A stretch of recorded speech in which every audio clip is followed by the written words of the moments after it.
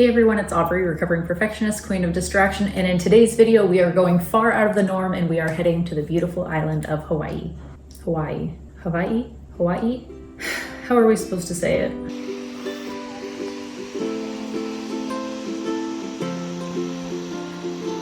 If you're new here, welcome. My name's Aubrey. I'm a wife, mom of 2 boys, 9 and 3. I'm a wannabe minimalist, subpar gardener, and I just got back from an absolutely wonderful vacation on the Big Island. So today, instead of cleaning or decluttering something, I'm going to be sharing with you our top 5 adventures from what I'm going to be referring to as the Hilo side of the island, because I got very confused with the shape of it and coming from the States. And I thought I was on the east side when we were on the west, and I was very turned around. So anyway, my husband and I, along with our 2 boys and my mom and dad, spent almost 10 days on the Big Island. And our first 3 days were spent on the east side of the island, north of Hilo, where we stayed in a very charming off-grid cabin in Pāpaʻaloa with the most beautiful property. And we really just crammed so much into the course of those 3 days. But today I'm going to be sharing the things that really stood out to us as far as things that we could do as a family with littles and, sorry mom and dad, but senior citizens. So without further ado, like I said, I'm going to be sharing the things that really stood out to us, the things that we all collectively enjoyed, and this is going to be in really no particular order. So first things first, 7 miles north of downtown Hilo are the Hawaii Tropical Botanical Gardens. And these gardens are 17 acres of absolutely beautiful walking paths and 2,500 different plant species. It was like walking through a real life thriving version of all the potted plants that are kept in captivity at your local hardware store or nursery. The initial descent down into the gardens was a little bit sketchy and a little bit more sketchy coming out because it was raining during that time. And naturally with the descent, my kids wanted to go full speed, but we all made it in and out alive. We got to explore the beautiful scenery and some amazing ocean views and popped into one of the 2 little beaches that you can access from inside the park. The one that we checked out had a creek running through it from the waterfall that you could see from inside the gardens, and the boys absolutely loved that. We all really enjoyed ourselves. 5 and under is free. We had a really hard time finding things that our youngest could do. It seems like a lot of activities in Hawaii, there's like this cutoff mark of like 4 and older. So this was one thing that we were able to do with our youngest. 3 and a half, he was able to navigate all the trails just fine. But back to price, with the 4 adults and the 9-year-old, we ended up spending $150 for entry to the botanical gardens. But it was really such an amazing experience to just be in like that rainforest habitat, and I'd say it really was worth every penny. So next, with number 2, 14 miles north of Hilo is the Umauma experience, where my husband and my 9-year-old both got the ultimate experience of 2 miles of ziplining over the course of 9 different zip lines. Their zipline adventure was over the course of 2 hours, and they both really enjoyed it. I think it was extra to have a camera mounted to your helmet, but my husband ended up paying for that, and so we were able to see their whole journey through the zipline, and it was really neat. There were beautiful waterfalls and going through rainforest. At one point there was a wild downpour. They both really enjoyed it, but my husband did say it was cool, but it was a once in a lifetime experience because I don't want to pay for that again. For both of them, it was just shy of $500. And after the fact, when I was doing a little bit more research in preparation for making this video, I did realize that if you pay online, you do save a little bit of money. And I will be linking all of the websites for all of the things that I'm sharing today in the description below, so you can check that out. So if this is something that you want to do,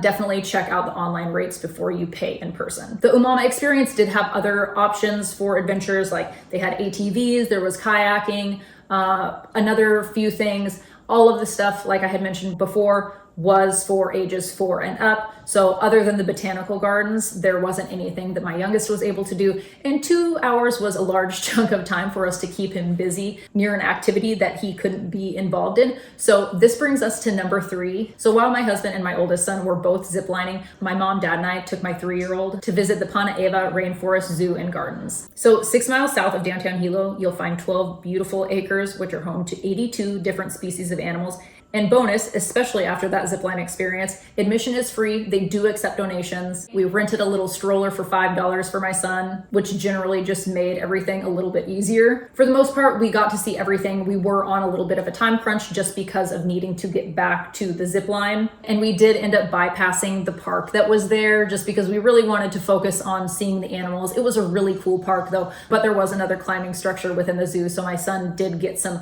large butterfly climbing time, which was pretty cool. We saw tons of birds, lemurs, different kinds of frogs. There were peacocks walking around. And of course, even though chickens are all over the island, we still, as chicken people ourselves, get so excited every time we see a mama hen with her babies out and about, even though it's just like, are they the pigeons of Hawaii? Are they the crows of Hawaii? Maybe it's silly, but we loved the chickens. There were 2 tigers there. That was my favorite. It's just so crazy to see how similar the mannerisms are between tigers and house cats. Like obviously these are tigers that are in captivity, so they're familiar with humans and stuff, but just their behavior of like rubbing up on the fence when they see people and like wanting pets just like our house cat does. It was really cool to see. But the zoo was beautiful. I really enjoyed it. My youngest really enjoyed it. For my parents, it was very much one of those things. It's like you're doing it for your kids or like your grandkids kind of situation. But I would definitely recommend it for families of all ages. The whole place was paved. There were tons of places to sit down. There was one point where it did start raining a little bit and we were able to seek shelter in a few different places. But overall, like at that time, the rain was kind of welcomed because we were getting a little bit toasty.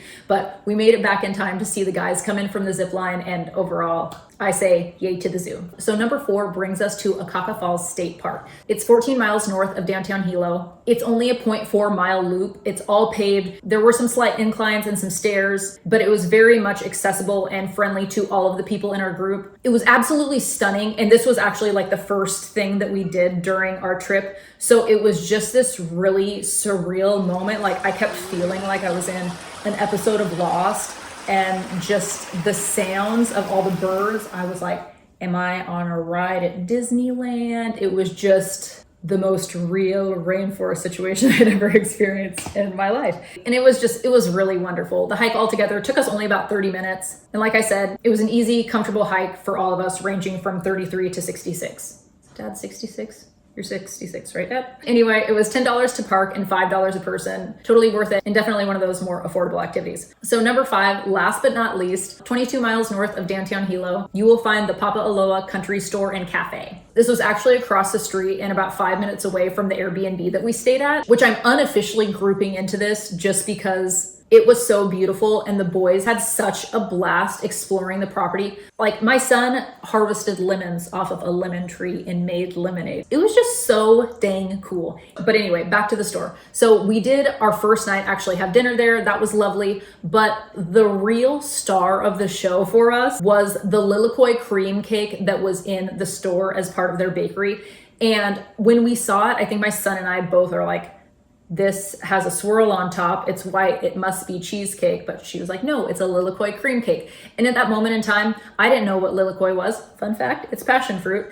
And so I just kind of panicked, got us 2 slices, and we were not disappointed. We were not disappointed one bit. And naturally, the only footage that I got of this delicious heavenly slice of cake was my son eating it straight out of the box in the parking lot. But it was really amazing. It was tangy and creamy and light, and we loved it so much that we were going to go back on the day that we were leaving and get like a few slices for the road, but I didn't. So it's just going to be the cake of my dreams. So the moral of the story is, if you find yourself driving past the Pāpaʻaloa Country Store, you stop in, get yourself a slice of Lilikoi cake. Just kidding. Get yourself an extra slice for later because you're going to want it. You're going to come home and you're going to be crying about how you don't have any more of the cake. But cake aside, that is all for today's video. There really is so much more that I want to share about the rest of our trip. And what I shared just now was even just such a small fraction. And in the near future, I do want to make another couple videos where I talk about our experience on the other side of the island. And then it being my family's first time going to Hawaii, my mom and dad, they had gone 2 times prior.